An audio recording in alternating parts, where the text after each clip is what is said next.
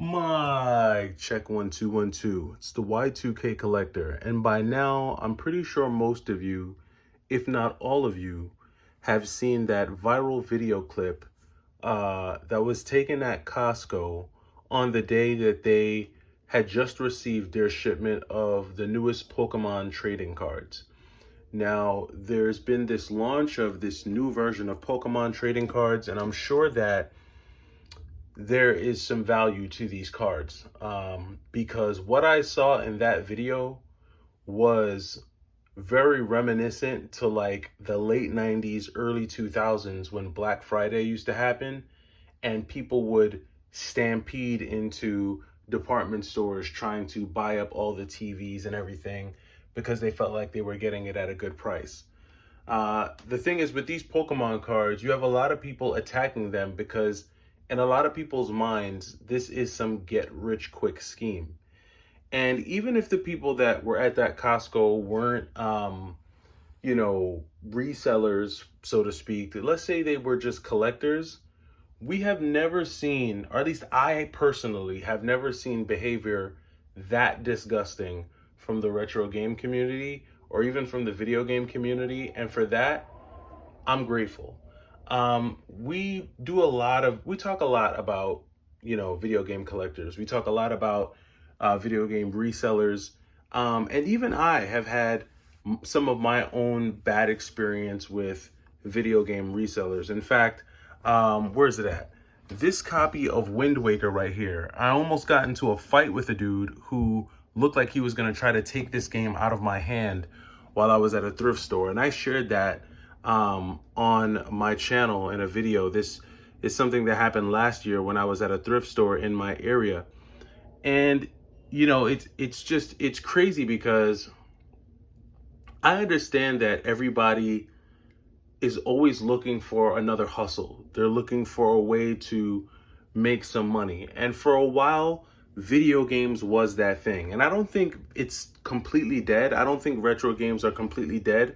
The thing is that they're not making video games the way they're making Pokemon cards. Or I should say, they're not making retro games the way they're making Pokemon cards. And so there's such a finite number of retro video games, and it's so unpredictable where you'll run into a retro game, that it doesn't necessarily present as many opportunities for crowds and swarms of people to come together and just create this Smash Bros. Melee like atmosphere all over some trading cards or some retro video games. Now, don't get me wrong. I've seen some videos of just people bum rushing yard sales and things like that. I've seen some videos where things get a little contentious. But in this viral video that's going on right now, you have people literally ripping boxes out of other people's hands. And I don't know where that was. I think that was in California. I'm telling you right now, if that would have been New York, I don't know where in California that was, but if that would have been New York, it would have been a whole different type of news broadcast. You would have seen somebody would have got, that heat pulled out on them. And I'm not talking about a foot warmer. I'm talking about it would have went down if that something like that would have happened. Try to rip something out of a New Yorker's hands, it's going down. You know what I'm saying? And so, I mean, it is just crazy to see that's where people are. But in a way, it's to be expected. Anytime there's an opportunity to make quick and easy money, especially a lot of quick and easy money without doing any real work, you are going to see a lot of people just start to swarm that industry. And because the difference with Pokemon cards, and I said this in another video, the difference with Pokemon cards and video games, especially retro video games, is Pokemon cards has captured the younger demographic. And by younger, I mean kids age maybe, I don't know, as early as maybe 5, 6, 7, all the way up to people who are in their mid to late 20s, right? Maybe even early 30s and beyond. Pokemon cards has captured the younger generation in a way that retro video games has not. Because for a lot of us, these retro games that you see here, we have memories tied to a lot of these games. We remember the era of the PlayStation 2. We remember the era of the PlayStation 3. We have significant memories with these consoles and we remember them. So, I mean, that you have that aspect of it. And, buying a pack of Pokemon cards is going to be a fraction of the price of buying certain retro games.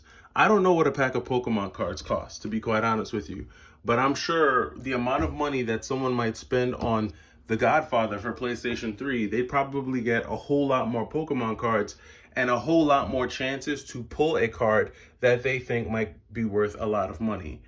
But the crazy part is that in that viral video, I didn't see kids. I saw grown adults. I saw grown ass people fighting each other, older people. I saw old men fighting other men for Pokemon cards. And I think this is it's just wild, it's just wild. And if this is any indication of what this spring and summer is going to look like, when it comes to like collectibles in the Pokemon space, I say I'm happy. I am happy because this means that all the attention is off of retro games, and now I can get back to scouting out and finding all the good retro games that I wanted without having to worry about as many resellers and scalpers taking all the games away.